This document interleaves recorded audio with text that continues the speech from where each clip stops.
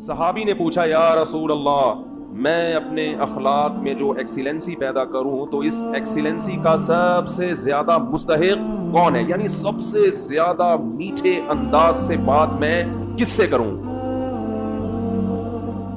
آپ یوں بھی کہہ سکتے ہیں آج کی زبان میں، جب میں بات کسی سے کروں تو اس میں شکر گھولوں میں، تو سب سے زیادہ چینی اور سب سے زیادہ شکر کس سے بات کرتے ہوئے اپنے کلام میں گھولوں؟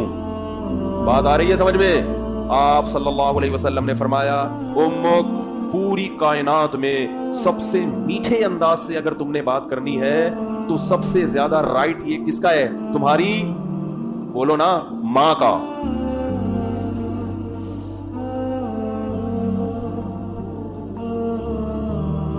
صحابی نے عرض کیا یا رسول اللہ کیا انداز ہے؟ فرمایا ثم من، ثم کا مطلب ہوتا ہے اس کے بعد، ثم من، یا رسول اللہ ماں کے بعد دوسرے نمبر پر میٹھے انداز سے، اچھے انداز سے بات کرنا کس کا حق ہے کہ میں اس سے اچھے انداز سے بات کروں؟ ماں کے بعد، ماں کا تو پتہ چل گیا، دوسرے نمبر پہ جو میں سب سے بہترین اور مٹھاس کے ساتھ بات کرنی ہے، اخلاق میں ایکسیلنسی پیدا کرنی ہے، ماں کے بعد دوسرے نمبر پہ کون ہے وہ؟ تو آپ صلی اللہ علیہ وسلم نے کیا جواب دیا؟ فرمایا امک، ماں کے بعد دوسرا نمبر بھی کس کا ہے؟ بولو بھائی، کیا عجیب انداز ہے۔ حالانکہ یہ عام عرف کے مطابق جواب سوال کے مطابق، بولو بھائی، نہیں ہے۔ مجھ سے اگر کوئی پوچھے کہ سب سے بڑا حق کس کا، میں کہوں ماں کا، وہ کہ اس کے بعد کس کا، تو میں کہوں ماں کا، وہ کہہ رہے میں اس کے بعد کا پوچھ رہا ہوں، اس کا تھوڑی پوچھ رہا ہوں۔ تو یہ سرسری نگاہ سے دیکھا جائے تو یہ بلاغت والا کلام نہیں ہے، یہ غلط کلام ہے اگر سرسری نگاہ سے دیکھا جائے، کیونکہ ہم پوچھ رہے ہیں کہ اس کے بعد، ماں کو تو پتہ چل گیا، ماں کے بعد اس کے علاوہ بتائیں آپ، لیکن نبی دوبارہ کس کا نام لے رہے ہیں؟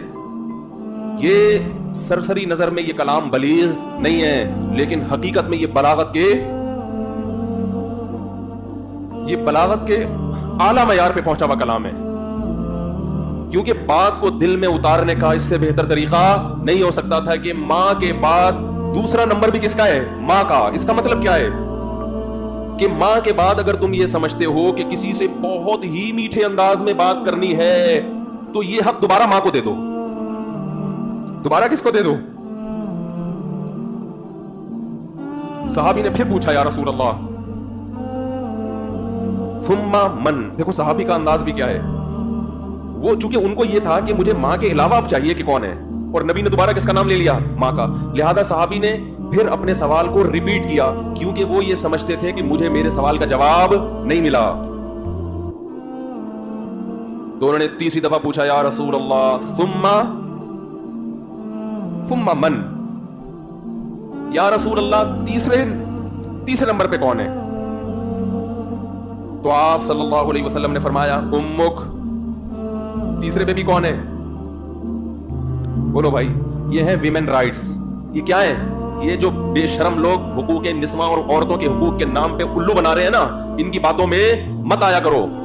ان کا مقصد صرف عورت کو کپڑوں سے آزاد کرنا ہے اور مرد کی دسترس سے آزاد کر کے مرد کے مقابلے میں لا کے مرد کا دشمن بنانا، تاکہ مرد عورت سے محبت کرنا چھوڑ دے، اس کا حق دینا چھوڑ دے۔ تمہیں اسلام نے عورت کے جو حقوق بیان کیے ہیں، اس کے بعد ہمیں کسی اور سے عورت کے حقوق کو سمجھنے کی ضرورت نہیں ہے۔ ہمیں کسی لبرل سے، کسی حکومت سے، کسی ویمن رائٹ سے، کسی سے ہمیں سمجھنے کی ضرورت نہیں ہے۔ ہمیں اسلام نے بتا دیا ہے کہ ماں کے روپ میں عورت کا کیا حق ہے، بیوی کے روپ میں عورت کا کیا حق ہے، کہ بیٹی کے روپ میں عورت کا کیا حق ہے، بہن کے روپ میں عورت کا کیا حق ہے۔ اور یہ جو لبرل لوگ ہیں یہ صرف گرل فرینڈ کے حقوق جانتے ہیں، گرل فرینڈ سسٹم معاشرے میں لانا چاہتے ہیں، تمہیں درندہ بنانا چاہتے ہیں، تمہیں زانی بنانا چاہتے ہیں، تمہیں بدکار بنانا چاہتے ہیں۔ ان کا کوئی فیملی سسٹم نہیں ہے۔ جو قوم نکاح کی قائل نہ ہو ان کے ہاں ماں بہن بیٹیاں ہوتی ہیں، ماں بہن بیٹی، بھابھی، چچی، خالہ، ممانی، مامی، پھوپھی، یہ رشتے تو شادی بیاہ کے نتیجے میں وجود میں آتے ہیں۔ اولاد ہوتی ہے تو یہ رشتے وجود میں آتے ہیں، پھر ان رشتوں کا پاس رکھنے کا حکم دیا گیا ہے۔ جن قوموں میں ہر رشتے ہی نہیں ہے تم ان سے سیکھ رہے ہو کہ عورت کے حقوق ہمیں بتاؤ۔ تو آپ صلی اللہ علیہ وسلم نے کیا فرمایا؟ تیسرے نمبر پہ کس کا حق ہے؟ بولو بھائی، ماں کا. پھر صحابی نے پوچھا ثم من، اس کے صحابی بھی پوچھتے جا رہے ہیں، دیکھو رک نہیں رہے، کیونکہ ان کے سوال کا جواب مل نہیں رہا کہ یا رسول اللہ آپ ماں کا تذکرہ ختم کریں گے تو پتہ چلے گا کہ ماں کے بعد کس کا حق ہے. تو آپ صلی اللہ علیہ وسلم نے ارشاد فرمایا ثم ابوک. چوتھے نمبر پہ کون ہے؟ باپ. اس پوری کائنات میں اگر آپ کسی سے نرم انداز سے بات کرتے ہیں، میٹھے لب و لہجے میں بات کرتے ہیں،